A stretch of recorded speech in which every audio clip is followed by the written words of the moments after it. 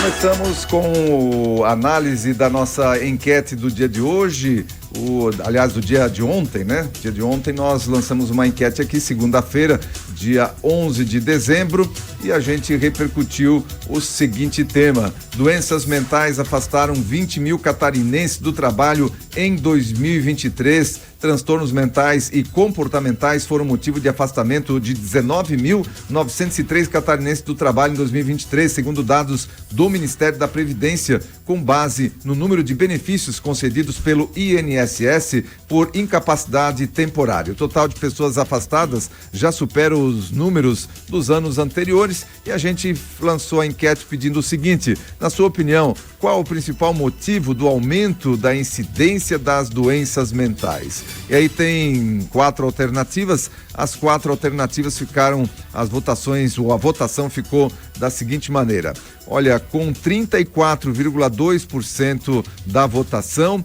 o abandono gradativo do cultivo da espiritualidade.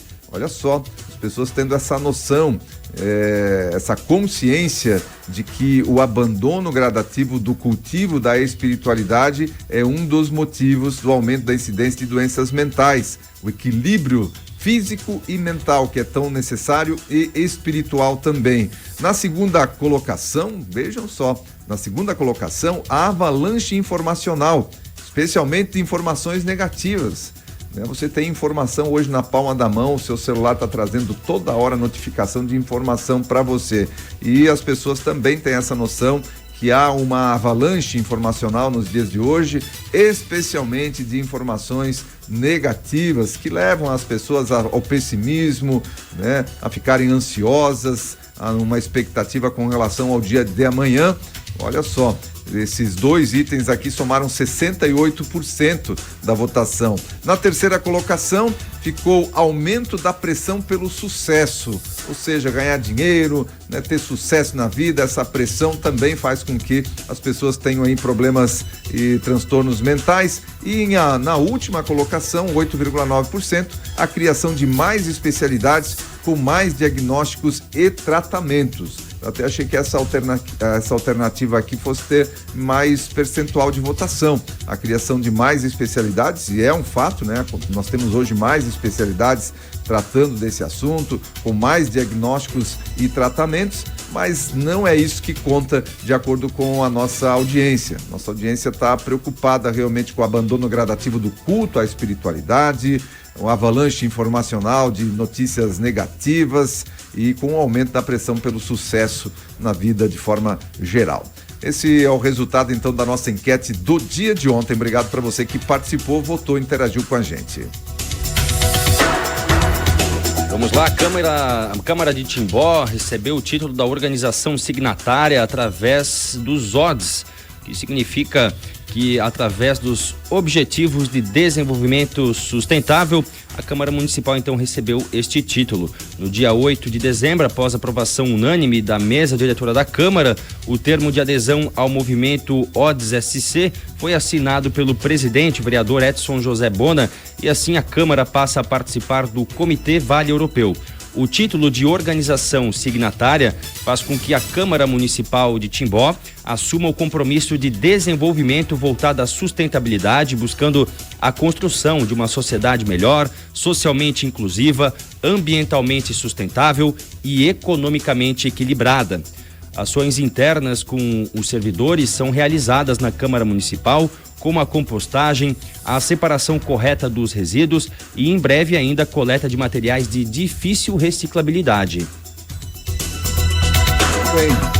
E ainda diante disso, Timbó tem mais notícia vinda de Florianópolis, né? A participação da nossa cidade no Prêmio Band Cidades Excelentes. E mais uma vez nós levamos o prêmio máximo com a melhor média dos 67 pilares avaliados para as cidades entre 30 e 100 mil habitantes. Os pilares estão divididos em saúde, educação, infraestrutura, governança, eficiência fiscal, transparência, desenvolvimento econômico e ordem pública. O prefeito Jorge Krieger esteve lá recebendo o prêmio e a gente vai ver esse momento.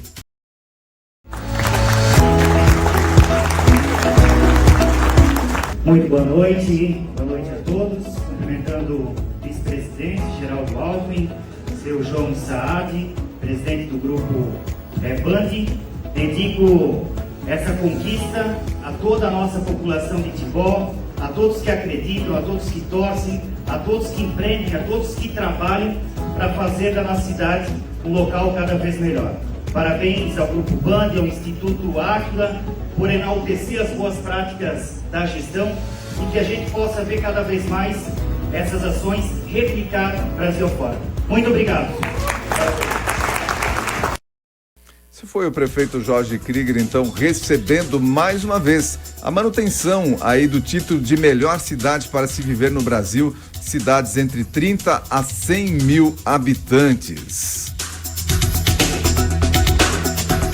E repercutimos ainda notícias vindas lá da Argentina, é claro, depois da posse do presidente no domingo, que deu bastante aí repercussão. Nós continuamos falando lá do Milei, que acabou limitando operações cambiais na Argentina antes de anunciar medidas econômicas contra a crise. O Banco Central da Argentina, agora sob o comando do presidente Javier Milei, limitou, no dia de ontem, operações com câmbio no país, depois de o governo adiar para hoje as suas primeiras medidas econômicas. Chamado na imprensa argentina de feriado bancário virtual, a medida condiciona a aprovação da direção do Banco Central às operações com moeda americana. Então, aqui, segundo o comunicado, durante o dia as operações de câmbio serão aprovadas conforme necessidade, disse o Banco Central. A medida ocorria em meio à troca das autoridades do banco que estão sendo nomeadas, que foram nomeadas no dia de ontem pelo novo governo. A medida foi ordenada para dar tempo à gestão do Poder Executivo para cumprir os procedimentos administrativos para a formação das novas autoridades e anunciar e implementar as políticas que irão executar.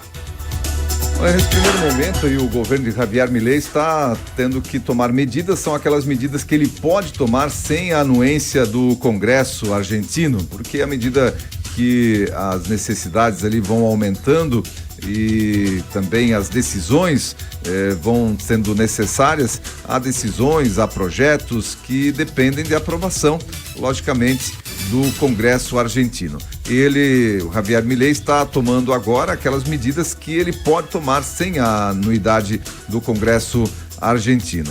Vamos lá, A gente até está repercutindo isso na nossa enquete do dia de hoje. A gente sabe que há um desafio muito grande pela frente, tem um desafio muito grande o Javier Milei, não só como presidente da Argentina, como representante também da direita aí na América Latina, e há uma expectativa muito grande que ele realmente faça um bom governo. Mas a questão é a seguinte, e ele falou isso já, deixou isso muito claro: para melhorar vai piorar.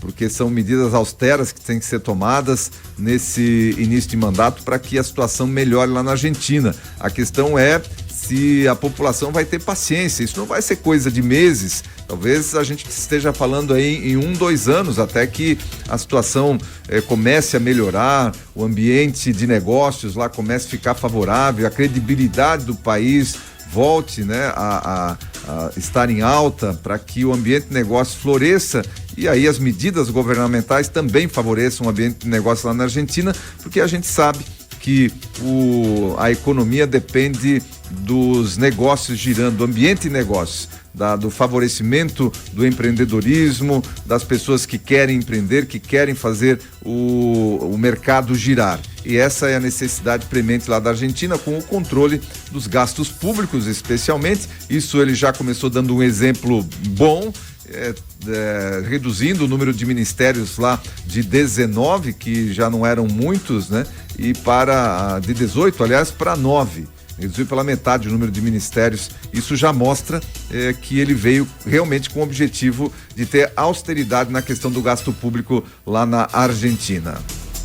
Um exemplo bom aqui para nós aqui no Brasil com relação a essa austeridade, com relação ao gasto público. Daqui a pouco a gente fala mais sobre isso. O ministro da Defesa, José Múcio Monteiro, declarou ontem, segunda-feira, que o Brasil não permitirá o uso do território brasileiro para uma possível invasão da Guiana pela Venezuela. ele destacou que eles só chegariam à Guiana se passassem pelo território brasileiro, e nós não vamos permitir em hipótese alguma, disse o José Múcio. Múcio mencionou que outra possibilidade avaliada seria uma invasão marítima, mas a geografia densa da região da Guiana Essequiba dificultaria essa estratégia. O Brasil não vai se envolver em hipótese alguma. O presidente está consciente disso. Nós já reforçamos, já era ideia nossa reforçar Roraima, porque Roraima, isso aqui são palavras do José Múcio, porque Roraima tem problemas dos índios, tem problema dos garimpeiros, problema de droga, problema de todo mundo. Então, nós estamos precisando reforçar a nossa frente de Roraima, disse o ministro. Pois é, né? Mas tem esse problema de garimpeiro, esse problema de índio, problema de droga, isso não é de hoje. Mas agora, por conta do Maduro lá, daí vai ser reforçada, então, a situação da segurança lá em Roraima. Mas, pelo menos, houve uma manifestação de alguém do governo, uma manifestação forte, incisiva, de que o Brasil não vai favorecer, não vai facilitar as coisas aí para o Maduro. Ficou muito claro aqui nesse posicionamento do ministro da Defesa do Brasil, de que o Brasil não vai ceder em hipótese alguma que a Venezuela passe pelo território brasileiro, mas também, né, só isso, só disse, olha, não vai poder passar pelo território brasileiro. Agora, não disse que o Maduro é terrorista, né, que é um ditador, não disse que não fez nenhum tipo de crítica a essa viagem aí do Maduro com relação a invadir a Guiana. Não teve nenhum tipo de crítica nesse sentido, só disse duramente, claro, de que não vai ceder o território brasileiro para isso, ou seja, não vai favorecer, não vai ajudar, mas também não se manifestou assim de forma veementemente contra essa invasão lá da Guiana por parte do ditador Maduro. O ministro do Trabalho, Luiz Marinho, defendeu nesta última segunda-feira, dia 11, que as empresas se esforcem para oferecer salários maiores aos trabalhadores. Segundo o Marinho, apesar do número de pessoas desempregadas estar caindo, a maior parte está sendo ocupada com remunerações de R$ 1.500 a R$ 1.700. As palavras aqui do ministro, nós precisamos refletir muito sobre a precariedade do mercado de trabalho.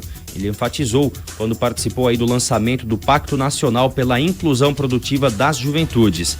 O ministro pediu às empresas que tentem adequar os salários oferecidos aos patamares de lucro obtidos. Ainda nas palavras do ministro, a gente também deixa uma reflexão para as empresas pensarem a sua estrutura de salários, se está adequada ao seu nível de lucratividade, se estão compatíveis com os ganhos, com pagar um salário melhor. Olha, eu vou fazer um comentário a respeito dessa situação aqui do ministro do Trabalho, Luiz Marinho, dessa cobrança que ele está fazendo aqui por para que as empresas melhorem a média salarial, mas eu quero só passar a próxima notícia antes, para fazer um comentário geral a respeito dessas duas notícias aqui. A segunda notícia, então, que faz parte do comentário, é o seguinte: Lula lança plano de quase R$1 bilhão para pessoas em situação de rua. O presidente Luiz Inácio Lula da Silva anunciou nessa segunda-feira, durante encontro no Palácio do Planalto, o Plano Nacional Ruas Visíveis, pelo direito ao futuro da população de rua. O investimento é de quase R$1 bilhão. O plano Ruas Visíveis contempla medidas que se desenvolverão a partir dos seguintes temas: assistência social e segurança alimentar, saúde, violência institucional, cidadania, educação e cultura, habitação, trabalho e renda e produção e gestão de dados. Pelas redes sociais, o presidente afirmou que o programa implementará 99 ações diferentes que representarão um investimento de mais de R$982 milhões. Aí eu quero fazer um comentário, primeiro, vamos lá, falando da questão do trabalho. O Luiz Marinho defendendo nessa segunda-feira, então, que as empresas devem se preocupar em aumentar as suas médias salariais, devem estar preocupadas aí se estão pagando salário adequado com a sua lucratividade.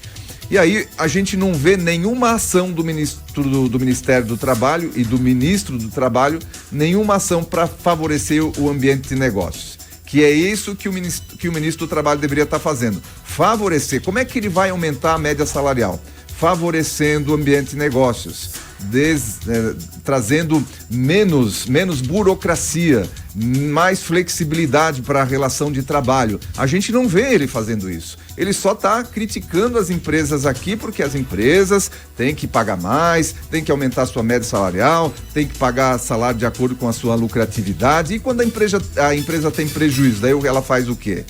Porque lucro, né, é uma situação que a empresa pode ter num período e pode ter prejuízo no outro. E aí? E o Ministério do Trabalho não está fazendo nada, bem pelo contrário, o que a gente está vendo é uma destruição daquela flexibilidade que a gente já tinha avançado com a reforma trabalhista. Aí vem o ministro do Trabalho cobrar das empresas para melhorar a média salarial. O que o ministro do Trabalho está fazendo para melhorar a qualificação? Melhorar salário significa melhorar a qualificação. Mão de obra desqualificada não ganha mais salário. Então, o que o Ministério do Trabalho está fazendo para isso, ministro? Adianta vir aí falar em aumentar a média salarial? Isso é jogar para a torcida. Isso é fazer com que os trabalhadores ouçam esse discurso bonitinho e, pois é, a gente tem que ganhar mais mesmo, mas não olham para o outro lado. O que está sendo feito para melhorar a produtividade, para melhorar o ambiente de negócio, para melhorar o empreendedorismo, a possibilidade do empreendedor empreender? Aí sim, para melhorar salário, para melhorar a qualificação da mão de obra, para aí sim melhorar salário. Mas, segundo Lula, ontem, né, a gente repercutiu o que ele falou sábado, se as pessoas aprendem um pouquinho mais, se elas crescem um pouco o nível do seu conhecimento, elas não votam no PT. Eu estou falando, não sou eu que estou falando isso. Foi o próprio Lula que falou num encontro partidário aí do PT no último sábado. Então é lógico que o ministro vai jogar para a torcida, não está fazendo nada para crescer o desenvolvimento de fato das pessoas. E aí vem o outro plano aqui que o Lula está lançando de quase R$1 bilhão para auxílio às pessoas em situação de rua. Vocês acham que eu sou contra o auxílio a pessoas de situação de rua ou apoio a qualquer tipo de pessoa que tem alguma necessidade? Claro que não. Agora, quando se faz isso sem investir na fonte de recursos, gente, isso não se faz. R$1 bilhão sai da onde? Vocês acham que sai da onde esse R$1 bilhão? Sai do bolso do Lula? Claro que não. Sai do bolso do pagador de impostos. Então precisa ter um investimento também na infraestrutura do país, no ambiente de negócio do país, para melhorar a situação econômica, dar segurança jurídica, para dar segurança econômica, e aí sim a gente poder investir com segurança no social também. Porque quando eu vejo aqui R$1 bilhão sendo aportados para um plano nacional de ruas visíveis, eu já vejo um monte de ONGs se apropriando desses recursos aqui. E ONGs que, olha, a gente vai ver daí 10% do valor chega lá nos moradores de rua em programas realmente sociais. Porque daí as ONGs têm os seus projetos, têm as suas viagens, têm as suas palestras, têm a sua mão de obra para pagar. Tô vendo aqui um monte de ONG já assim, como é que a gente vai fazer para ter acesso a esse recurso? Nossa, R$1 bilhão. Claro que tem muita ONG séria que está pensando em como realmente ajudar morador de rua. Mas a gente tem que pensar também na questão econômica, nós temos que pensar em como gerar esses recursos, manter a questão da geração desses recursos, porque esse dinheiro não dá em árvore, esse dinheiro não é do político, esse dinheiro não tem um cofre lá que ele se reproduz do nada. Não, isso aí é dinheiro do pagador de impostos. E se você ao mesmo tempo não está mantendo a indústria, o comércio, os serviços, o gerador do imposto aqui, se você não está mantendo e ajudando, você está só secando o leitinho. Daqui a pouquinho a vaca fica magra e não vai ter mais leitinho. O que aconteceu na Argentina é só programa social em cima de programa social, e a economia, você viu onde que a economia da Argentina chegou. E não podemos ir para esse mesmo caminho. Muito bem, e a gente também dá um giro lá no Oriente Médio, onde o Hamas se apropria de ajuda humanitária enviada à faixa de Gaza, né? Nenhuma novidade abaixo do sol. Terroristas palestinos do Hamas, como sempre, vestidos como civis, vistos então nas imagens, roubando um caminhão com ajuda humanitária que tinha acabado de entrar na faixa de Gaza a partir do Egito. No vídeo, nós podemos ver que os terroristas jogam algumas migalhas para os civis que se apressam em recolher aquilo que podem.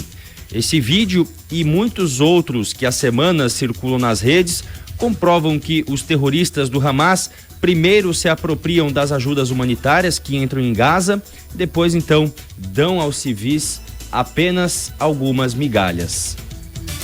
Pois é, a gente olha, né, aquilo que eles jogaram ali de um caminhão cheio de ajuda humanitária, o pessoal se matando ali, né, para conseguir pegar alguma coisa, é criança, é adulto, todo mundo ali tentando pegar alguma coisa de ajuda humanitária que entrou ali na faixa de Gaza, e esse é o modus operandi dos terroristas do grupo Hamas, que são aí defendidos pela esquerda mundial.